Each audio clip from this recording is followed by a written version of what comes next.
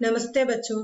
पिछली वीडियो में भी मैंने आपसे छायांकन के बारे में बता रही थी, तो आज भी छायांकन के बाकी मुद्दों को लेकर मैं आ गई हूँ। तो छायांकन के बारे में बताते समय मैंने बताया कि सिनेमेटोग्राफी में जो है प्रकाश व्यवस्था का विशेष महत्व है। तो सिनेमेटोग्राफी में जो पटकथा में जो दिया हुआ है उसके दृश्यांकन करने के लिए बहुत सारे तकनीकों का इस्तेमाल कर लेते हैं। जो सिनेमेटोग्राफी के एक अच्छे उदाहरण के तौर पे सदगदी को दिया गया है आपके टेक्स्ट बुक पे उदाहरण के तौर पे। ये तो सदगदी प्रेमचंद की कहानी है, इसे सत्यजीत रॉय ने ही फिल्मांकन किया है। इस फिल्म की यही विशेषता है कि इसमें जो मानव मन की सूक्ष्मादि सूक्ष्म भावों को भी प्रकाश व्यवस्था के माध्यम से अंकित करने का प्रयास कैमरामैन ने किया है। कैमरामैन नहीं है, ये सिनेमेटोग्राफर द्वारा किया गया है। तो उसमें जो है इसके जो नायक दुखी वो धूप में जिस प्रकार बैठा हुआ है, उनकी शारीरिक अवस्था किस प्रकार की है, उनकी मानसिक व्यथा, ये सब दृश्यों के माध्यम से उसके साथ साथ दो प्रकाश व्यवस्था के माध्यम से अंकित करने का सफल प्रयास जो कैमरामैन और जो उसके साथ साथ सिनेमेटोग्राफर द्वारा किया गया है। तो इसलिए सिनेमेटोग्राफी के एक अच्छा उदाहरण है सदगदी।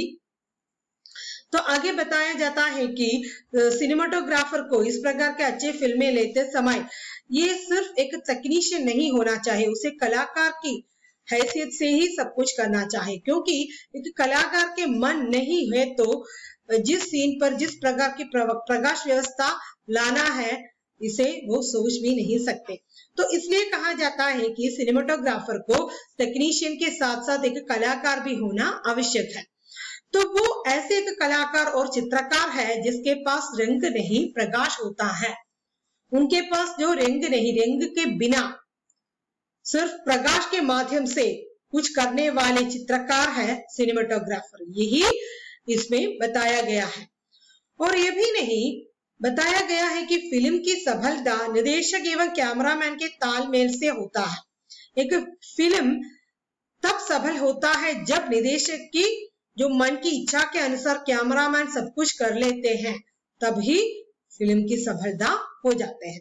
फिल्म की सफलता के लिए सिनेमेटोग्राफी का अच्छा इस्तेमाल, प्रकाश व्यवस्था का अच्छा इस्तेमाल भी करना जरूरी है। इसके उदाहरण के लिए कांचन सीधा फिल्म को उदाहरण के तौर पर रखा हुआ है। वो मलयालम के एक नामी डायरेक्टर अरविंदन के फिल्म है। तो उसके जो सिनेमेटोग्राफर थे आज के नामी निदेशक शाहजी एन करू। तो इस प्रकार पहले जो पहले सिनेमेटोग्राफर बनने के बाद डायरेक्टर बनने वाले बहुत सारे मशहूर निदेशक भारतीय सिनेमा में हैं और विश्व सिनेमा में भी है।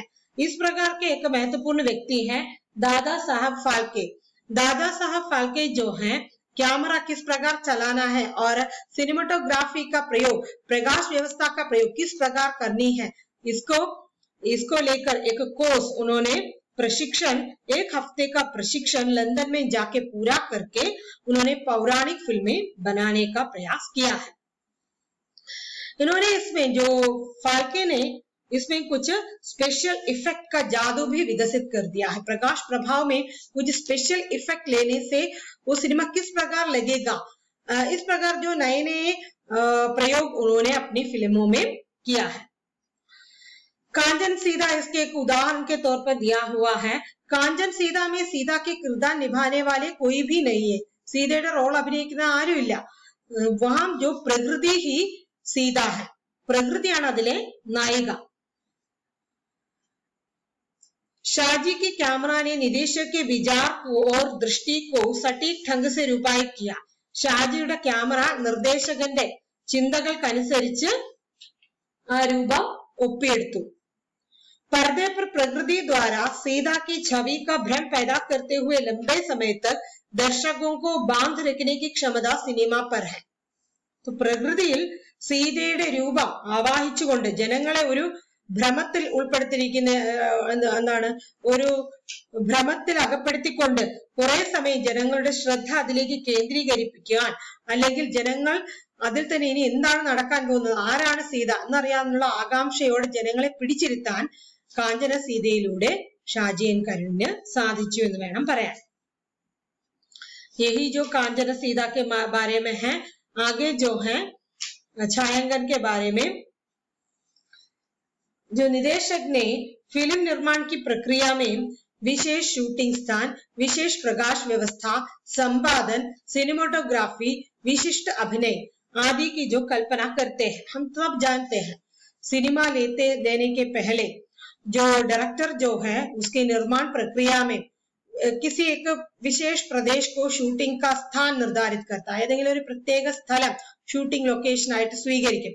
विशेष प्रकाश प्रभाव, इसमें जो लाइट इफेक्ट इस प्रकार होना चाहिए, ऐसे विचार उनके मन में होंगे। फिर उसके एडिटिंग किस प्रकार होनी है, फिर सिनेमेटोग्राफी छायांकन किस प्रकार होना है, फिर विशिष्ट अभिनय, इसके हर एक किरदार के जो कथापात्र है किस प्रकार उसमें अभिनय करना है, ये सब उनकी जो कल्पना में निहित होता है। फिर जो कैमरामैन, ये सब निदेशक के मन की बात है। तब कैमरामैन का योगदान क्या है?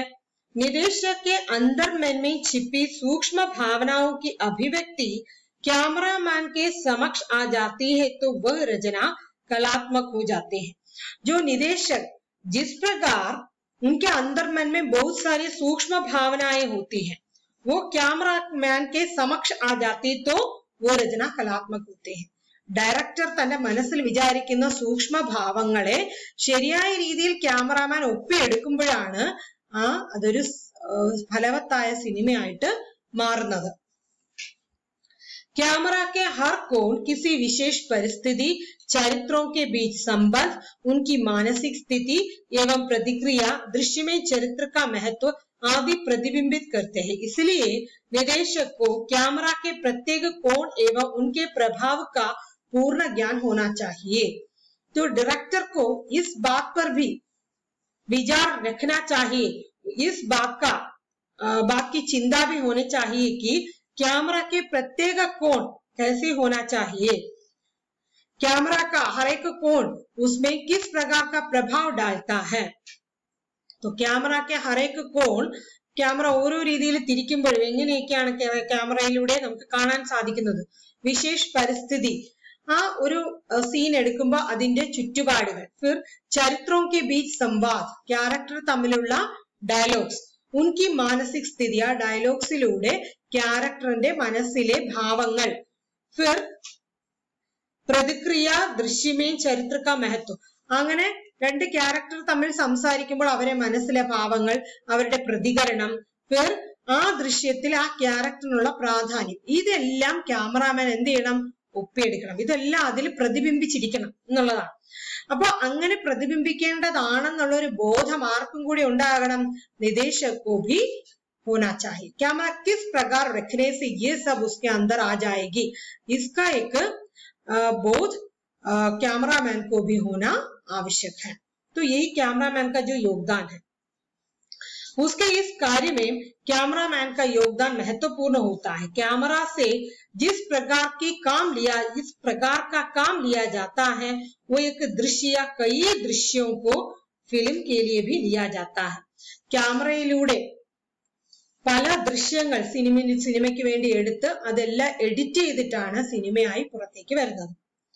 तो कैमरा से जिस प्रकार भी काम लिया जाता है वह एक दृश्य या कई दृश्यों को फिल्म के लिए भी लिया जा सकता है। സിനിമയ്ക്ക് നമുക്ക് പലതരത്തിലുള്ള ദൃശ്യങ്ങൾ ഒപ്പിയെടുത്ത് തരികയാണ് ക്യാമറ ചെയ്യുന്നത്। ഇതാണ് ക്യാമറയ്ക്കും ക്യാമറാമാനുമുള്ള महत्व फिल्म इंडस्ट्री में। फिर सिनेमेटोग्राफी के छायांकन के और एक महत्वपूर्ण बात है सुपर इम्पोजिशन। सुपर इम्पोजिशन क्या है? सिनेमेटोग्राफी के विशेष प्रभाव से एक है सुपर इम्पोजिशन। सिनेमेटोग्राफी के एक विशेष प्रभाव का नाम है सुपर इम्पोजिशन। अलग अलग फिल्माए गए दृश्यों को क्रमबद्ध करना सुपर इम्पोजिशन है। सुपर इम्पोजिशन എന്ന് പറഞ്ഞാൽ എന്താണ്? अलग अलग फिल्माए गए दृश्यों को क्रमबद्ध करना, പലപ്പോഴും എടുത്ത ദൃശ്യങ്ങളെ ക്രമമായിട്ട് യോജിപ്പിക്കുന്നതിനെയാണ് സൂപ്പർ ഇമ്പോസിഷൻ എന്ന് പറയുന്നത്। यह प्रयोग सपनों को दिखाने या वादों को या विचारधारा को दिखाने के लिए किया जाता है. സ്വപ്നം അതിനെ ക്രമാനുഗതമാക്കാനും ചില വാദപ്രതിവാദങ്ങൾ, ചില ചിന്തകൾ ഇതിനെയൊക്കെ ക്രോഡീകരിക്കാനും ഒക്കെ ഇത് ഉപയോഗിക്കാൻ സാധിക്കും. इसमें फ्रेमिंग का इस्तेमाल है. फ्रेमिंग का इस्तेमाल है. क्या दिखाना है, क्या नहीं दिखाने के लिए है. അപ്പോ ഇതിൽ ഫ്രെയിം ആണ് ഉപയോഗിക്കുന്നത്. എന്ത് കാണിക്കണം, എന്ത് കാണിക്കരുത് എന്നുള്ള ചിന്തകൾ ഉണ്ടായിരിക്കണം. അപ്പൊ ഒരു വ്യക്തി ഇപ്പൊ സ്വപ്നം കാണുന്ന ഒരു രംഗമാണ് എടുക്കുന്നതെങ്കിൽ അത് എങ്ങനെയായിരിക്കണം, ഏത് രീതിയിൽ പോകണം, അതിന്റെ ആ ഒരു ക്രമബദ്ധത ഏത് രീതിയിലായിരിക്കണം, ഇതെല്ലാം സൂപ്പർ ഇമ്പോസിഷനിലൂടെ ചെയ്യുന്നതാണ്. क्या दिखाना है, क्या दिखाने के लिए है, क्या नहीं दिखाने के लिए, ये सब क्या है सुपर इम्पोजिशन के अंतर्गत ध्यान रखना चाहिए. इसके लिए एक फ्रेमिंग का इस्तेमाल करते हैं. सिनेमेटोग्राफी में कैमरे की स्थिति का चयन सेट और चरित्रों की स्थिति के अनुरूप किया जाता है. ക്യാമറ എവിടെ വെക്കണം എന്ന് തീരുമാനിക്കുന്നത് സെറ്റിനനുസരിച്ചും ആ ക്യാരക്ടേഴ്സിന്റെ രീതിക്ക് അനുസരിച്ചുമാണ്. ആ ക്യാരക്ടറിന്റെ വളരെ ഭാവഗംഭീരമായ രൂപമാണ് എടുക്കേണ്ടതെങ്കിൽ ക്യാമറ ചിലപ്പോൾ ക്ലോസപ്പ് ഷോട്ടിലായിരിക്കും എടുക്കുക, അയാളുടെ മുഖഭാവമൊക്കെ കറക്റ്റ് ആയിട്ട് വർണ്ണിക്കാൻ. അതുകൊണ്ടാണ് പറയുന്നത് എന്താണ്, सिनेमेटोग्राफी में कैमरे की स्थिति का चयन सेट और चरित्रों की स्थिति के अनुरूप किया जाना चाहिए. तो निदेशक को शूटिंग के स्थान, विशेष प्रकाश प्रभाव, एडिटिंग, छायांकन, विशिष्ट अभिनय, इन सभी की जो कल्पना करता है, उनकी जो कल्पना के बातों को कैमरामैन ही साकार बना देते हैं. तो कैमरामैन का जो योगदान बहुत बढ़िया है. वो चरित्रों के बीच के संबंध, मानसिक स्थिति, प्रतिकूल दृश्य, प्रतिक्रिया, दृश्यों की में चरित्र का जो महत्व, ये सब प्रतिबिंबित कराने के लिए कैमरामैन इन सभी को अंकित कर लेते हैं. फिर जो सुपर इम्पोजिशन, इसमें जो फिल्माए गए दृश्यों को क्रमबद्ध कर लेते हैं. जो सपनों का दृश्य हो या किसी वाद विचार, ये सब हम फिल्माते हैं तो इसे क्रमबद्ध रूप में कर लेते हैं. इन सभी को क्या कहते हैं, इम्पोजिशन कहते हैं. इसके लिए एक फ्रेम का प्रयोग करते हैं और इसमें यह भी तय कर लेते हैं कि क्या दिखाना है, क्या नहीं दिखाना है. फिर जो कैमरे की स्थिति कहां पर होना चाहिए, ये सेट और चरित्रों के स्थिति के अनुरूप तय कर लेते हैं. ക്യാമറ के दूर के आधार पर, ക്യാമറ എവിടെയാണോ ഇരിക്കുന്നത്, ക്യാമറയും ആ ദൃശ്യവും തമ്മിലുള്ള ദൂരത്തിനനുസരിച്ച് ഷോട്ടുകൾ പലതരത്തിലാണ്. विभिन्न प्रकार के शॉट्स होते हैं. ये विभिन्न प्रकार के शॉट क्या क्या है, extreme closeup ECU, closeup CU, medium closeup MCU, mid shot MS, mid long shot LS, extreme long shot ELS. तो विभिन्न प्रकार के शॉट्स होते हैं कैमरे के दूर के आधार पर. Extreme closeup, medium closeup, mid shot, mid long shot, extreme long shot.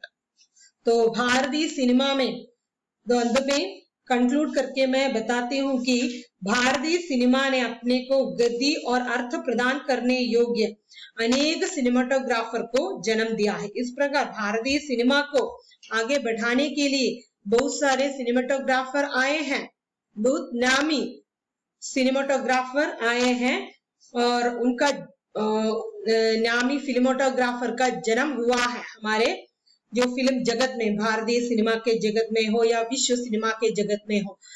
Film की सफलता जो है सिर्फ एक व्यक्ति पर निर्भर नहीं होता, बहुत सारी कलाओं का संगम इसलिए ही कहता है. इसमें जो सिनेमाटोग्राफर का स्थान महत्वपूर्ण है और इस प्रकार के जो सिनेमाटोग्राफर के रूप में सत्यजीत रॉय का नाम सबसे ऊंचा है. भारतीय सिनेमा में जो उल्लेखनीय सिनेमाटोग्राफर है सत्यजीत रॉय. इसलिए जो सत्यजीत रॉय के सदगति के बारे में हमने यहाँ पर चर्चा की है.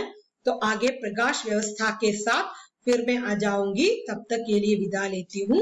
धन्यवाद.